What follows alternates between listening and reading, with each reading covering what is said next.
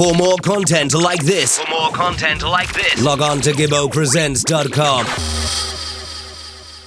It's Gibbo, and right now I'm joined by a selector and the host of WKCR's Footsteps of Reggae Music. It is Vaughn Allstar. Vaughn, how are you? What's going on, Gibbo? Everything good?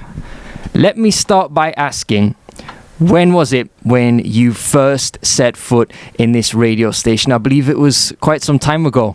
Yeah, the first time I stepped foot in this radio station was actually August of 1989. I was about 12 years old at the time. I was brought here by a brethren of mine who went to school here. He was deeply into reggae music, and he was a selector also, and he wanted to basically do a foundation reggae show every Saturday morning. He didn't really have a lot of music, so he brought me on because I had a nice collection of tunes, and I also had a very close relationship with Mr. Dodd also, who I was mentoring under at the time. So he brought me on, and the rest was history. Talk me through the evolution of your time here, from very first setting foot in the station, the different time slots you've been in, how the show's changed over time, right through to today's format. Okay, well, definitely has changed, because this show originally started out 6 o'clock in the morning, and we would end at 9 o'clock. And we went from ending at 9 o'clock to 9:30. And then as time went on, there was another brethren that actually came in and started doing the program with me, who goes by the name of Carter Van Pelt. Carter Van Pelt brought me back in, and we started doing the show for some time.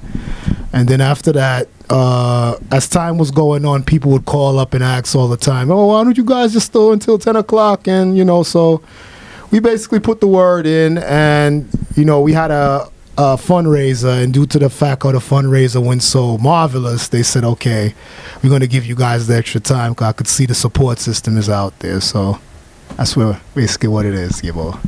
Is your show 100% vinyl every week, or do you occasionally slip in an MP3? Occasionally I'll play a CD, occasionally, and that has to be like something where the tune is very tough, because you have modern day roots tunes that come out, and due to the fact how it's a changing of the times, you can't really get it on vinyl. So what I do is I just put it on a CD and I play it, and that's usually like the last half of the show, which is like 11 o'clock or 11:30. But from 8 to basically 11 is pure vinyl I spin. Yeah. Talk me through the process you go through each week when you're picking out your vinyl for the show. What's going through your mind? How do you select your tunes?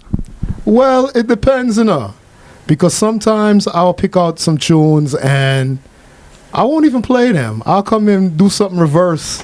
But, it's a vibes thing. Sometimes I don't really like to plan out what I'm going to do, I just work with my energy and my vibes, and I just let my vibes take me wherever it need to go. I don't really like planning, because sometimes when you plan things out, it don't really work 100%, at least for me. But I like to just keep it, just keep it freestyle. What's your goal or aim for the show? What do you want to give the listeners each week? Every week I aim to give them an experience. Either you're going to learn, you're going to hear what you never heard before, or you're going to hear the music and reminisce of the times when you were out there listening to the music, for the elders that know the thing and know where the thing is coming from, to get to experience and reminisce about the good old days. That's really what my aim is. The show starts 8 a.m. Eastern time here in the US. Yeah. That's pretty early. You will have to get up before then to travel to the station. You're a selector who plays in dances, I'm guessing, often on Friday nights. I know you play out a lot on Saturday nights. A lot of selectors would not get up this early on a Saturday. Why do you get out of bed? What is so special about being on radio and being part of WKCR? Well, really and truly, I'm going to be honest with you, it's a mission enough. I'm trying to basically keep the works that the elders them put out there alive. The music that made me like reggae music, the music that made me want to be a selector. I wake up every Saturday morning loyally, and I come and do it because it has to be done. And it's if anybody, you know, tune into this program, you know it's very unique, it's very different.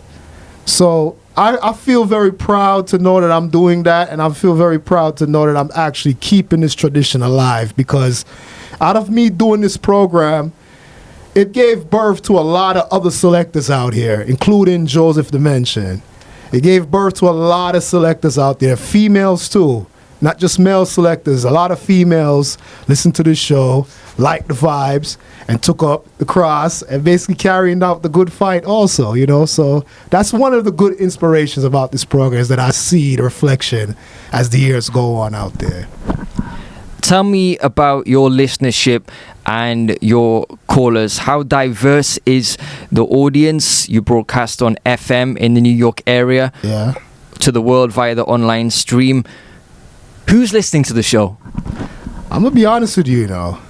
The taxi drivers, the van drivers, the transit workers, the bus drivers, people are cleaning their house, listening to the program.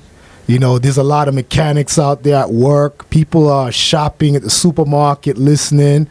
But I'm going to be honest with you, most of the listeners that we have out here is really diverse. Really, really diverse. If you go online and you check the numbers sometimes we have 500, 600 listeners. But I know the main listenership is the people that's listening on the dial in the tri-state, from Jersey right to Brooklyn. Correct me if I'm wrong here, but I believe you were born in Brooklyn. Yeah. You moved to Jamaica when you were young. Yeah. Returned to New York around the age of 12. Am I correct there? Yeah, you're correct. And you got your first exposure to sound systems and sound system culture when you were in Jamaica? Yes. And your uncle had a sound? Yes, my uncle have a very popular sound in the 80s in the western side of Jamaica, which is Montego Bay. He had a sound by the name of Tika Music. Tika Music was based, it's my mother's little brother. I gave a lot of trouble as a kid here in New York. You know, I grew up in a very dangerous side of East New York. And I took part in a lot of the activities, and my mother didn't really feel very pleased about that. So she sent me to Jamaica, and my uncle raised me. But I always had a love for the music, even though, you know, acting up as a kid, I always had love for the music, and my uncle seen it. So he took me on as an apprentice. When he string up the sound during the night, I would stay there from 6 in the evening, play the sound until 12. And then he would come later on and take over until I ended up started playing the whole night.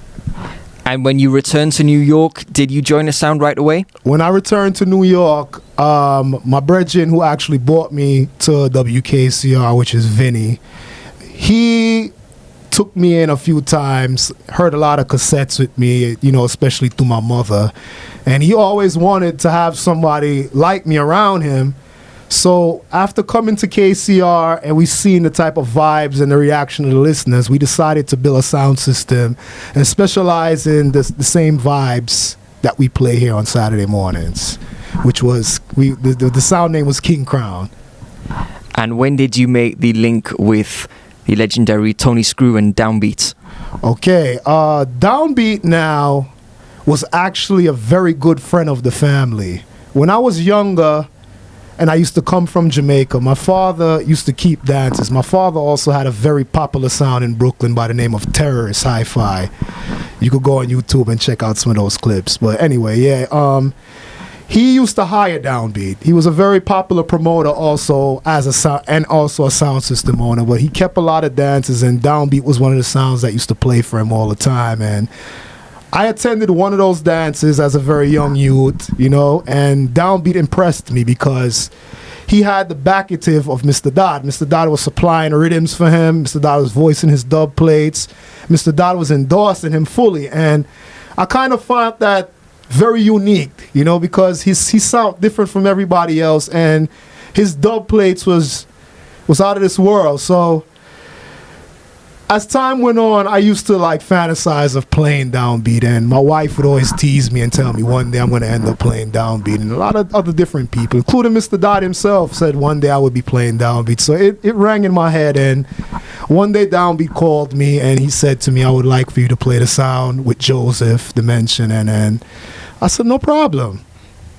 And, I would call him and he would, play music for me for hours on the phone. And as time went on, our relationship got closer. So I said, all right, Screw, you know what? You've been asking me for years about playing the sound. I'm going to do it now. Tell me the first event you played as a part of Downbeat and describe your emotions for me during that moment. The first event that I played with Downbeat was actually a dance in Boston. We played with Buddy Green and a few other Boston selectors. I'll be honest with you, I was a little nervous. And why I was a little nervous? Because I didn't really know the box yet. I didn't really know the box yet. And me not knowing the box yet, it kind of put me in a little uncomfortable place because I don't know directly what to do by the flick of a wrist, as what the selector is supposed to do. So it kind of had me a little nervous. But when I went there and Downbeat, I opened up his CD case and I seen how organized it was and everything. I didn't have any frets, so I just pulled out and just started playing. Vaughn, before we finish, is there anything else you'd like to mention or anyone you'd like to big up?